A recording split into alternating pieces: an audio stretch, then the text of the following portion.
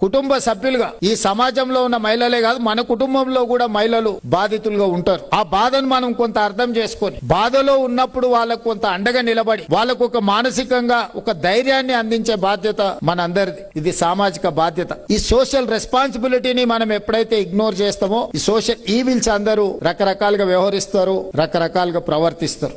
మహిళలు ఆర్థికంగా నిలబడి ఈ రాష్ట్ర అభివృద్ధిలో 50% భాగస్వామ్య మహిళలు ప్రత్యక్షంగా తీసుకున్నప్పుడే రాష్ట్ర ప్రభుత్వం అనుకుంటున్న గోల్స్ కు రీచ్ అవుతాము. మరి ఇవన్నీ జరగాలంటే ఆ మహిళకు భద్రత ఉండాలి కదా.